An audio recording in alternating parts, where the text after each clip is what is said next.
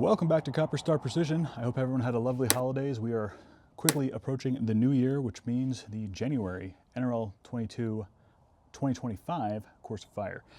And so we're going to go over some strategy here. We're going to be using the Ruger that I highlighted in the previous video. If you haven't seen that, go check that out. After we wrap up these strategy videos, we'll go back to sort of the build series, the teardown video, all the stuff I've done to the inside. But again, this is supposed to be a budget setup, basically less than $1,000 for everything you see here, rifle, optic, bipod, etc., and a couple of other things here. So we're going to take this to the match, see how it does, and if your goal is to get started with precision rimfire rifle, you know, $1,000 gets you a pretty, in my opinion, competitive setup. So without further ado, we're going to do one of these videos each day this week.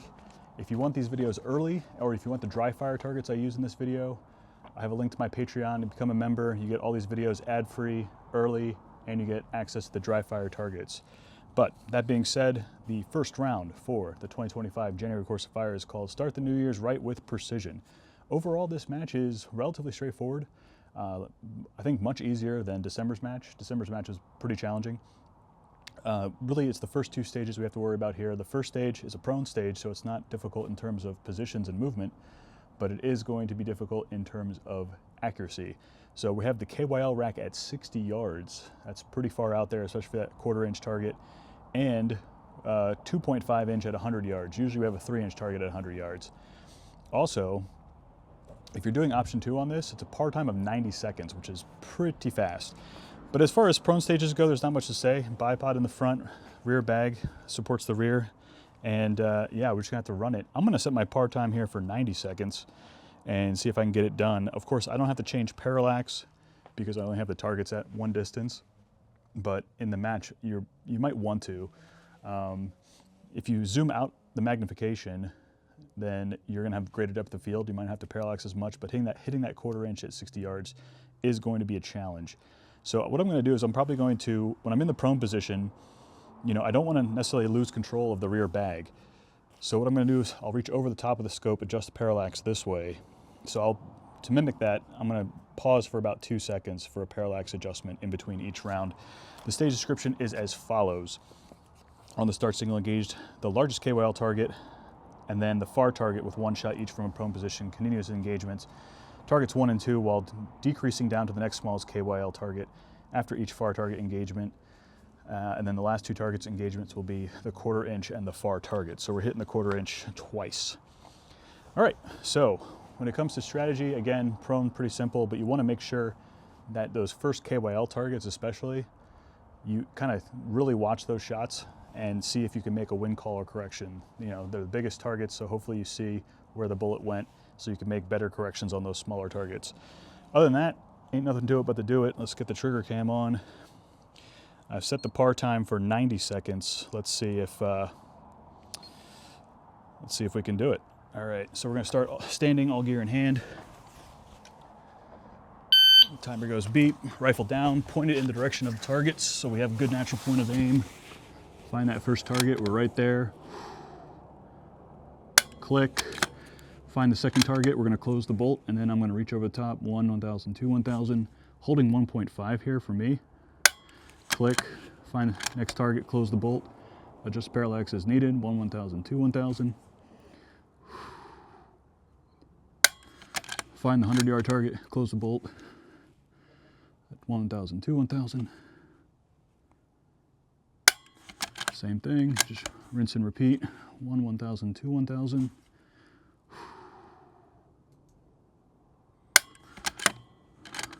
1, 1,000, 2, 1,000. Holding 1.5, 1, 1,000, 2, 1,000,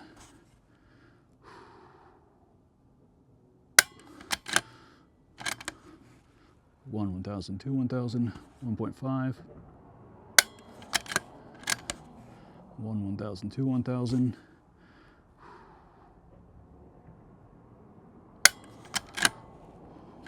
1, 1,000, 2, 1,000. Holding 1.5, and done. So that was about 80 seconds. So if you are doing that par time of 90 seconds is totally doable. Again, saving time by having my left hand on the bag the whole time, reaching over the scope to adjust parallax with my right hand. And remember, the rules are, if you're on target, you can close the bolt. So find the target, close the bolt, then make all your adjustments, and then get back on target. So as long as your rifle's pointed on target and then having that left hand basically on the rear bag the whole time, you know, I'm only doing all the manipulations with my right hand, parallax, bolt, close, and trigger. It's gonna save you some time. So finish with about 10 seconds to spare. Obviously, it's a little bit easier here, not under time pressure of the actual match, but it is doable in 90 seconds in my opinion. The other thing is, at the match, it's actually gonna be more difficult for people who go to Phoenix Rod and Gun Club. And if you go there, I'll be there, so come out. It's always a good time. Our 100-yard targets are always on top of the berm because we have shooting benches and then we have concrete in front of those benches, and that's where we have the match set up. So because there's like about a 5-yard difference, the 100-yard, the berm from the actual edge of the concrete is like 95 yards. So we have to put the 100-yard targets on top of the berm. So there's gonna be a huge elevation difference. So if you have that at that match, I know Jonathan Ocab and his match in California also has sort of an upward angle to his range. So there's a lot of elevation adjustment. So I'm gonna give you a quick tip on how to do that. So set your bipod up relatively high because you're gonna have to get low to shoot up. So set it relatively high. It might even have to be higher than this. So we can just punch this out another like that. And then get yourself a nice wedge-shaped bag for a rear bag. So this is the pint size Game Changer by Armageddon Gear. And then we're gonna hold the bag like this. So we're gonna hold it squeezing this way.